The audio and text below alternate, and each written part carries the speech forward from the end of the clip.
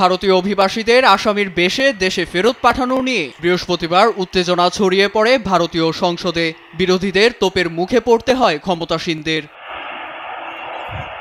আন্তর্জাতিক গণমাধ্যমের তথ্য বলছে, ইমিগ্রেশন অ্যান্ড কাস্টমস এনফোর্সমেন্ট আইসিইর হাতে আটকের পর ভারতীয়দের তুলে দেওয়া হয় মার্কিন সামরিক বিমান C-17-তে। সে সময় 205 জনের ফেরার কথা থাকলেও ভারত পৌঁছায় 104 জন। রয়টার্স জানায়, তাদের বেশিরভাগই ছিলেন উত্তর পাঞ্জাব, অমৃতসর ও পশ্চিম গুজরাতের বাসিন্দা।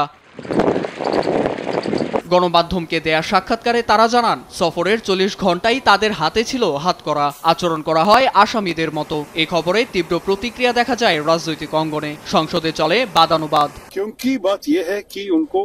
নথিবিহীন অভিবাসীদের সেখানে থাকার কোনো অধিকার নেই। তারা যদি ভারতীয় নাগরিক হয়ে থাকে তাহলে আমরা তাদের ফিরিয়ে আনতে বাধ্য।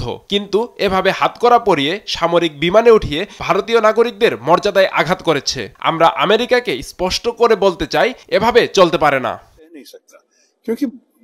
সংসদে দাঁড়িয়ে ভারতীয় পররাষ্ট্রমন্ত্রী এস জয়শঙ্কর বলেন, অবৈধদের নিজ দেশে ফেরত পাঠাতে ওয়াশিংটন বরাবরই হাতকড়া ব্যবহার করে থাকে। তবে নির্যাতনের বিষয়টি নিশ্চিত হতে ওয়াশিংটনের সঙ্গে আলোচনা করা হবে বলে মন্তব্য করেন তিনি।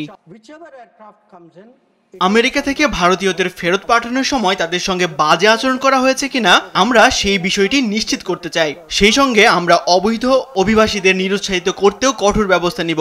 অবৈধদের হস্তান্তরে কোনো অনিয়ম করা হয়নি। চার্টার্ড বিমান হোক বা সামরিক, ব্যাপারটি একই, কারণ তারা আগেই আমাদের বিষয়টি জানিয়েছিল। নয়াদিল্লির দাবি, ওয়াশিংটনের আচরণ ভারতীয়দের ভাবমূর্তিকে নষ্ট করছে। গত মাসে একই অভিযোগ তোলে ব্রাজিল সরকারও। এছাড়া মার্কিন প্রশাসনের কার্যক্রমকে অভিবাসীদের প্রত্যাবর্তন নীতির লঙ্ঘন হিসেবে দেখছে মানবাধিকার সংস্থাগুলো। নীরব দাস, নিউজ ডেস্ক, দেশ টিভি।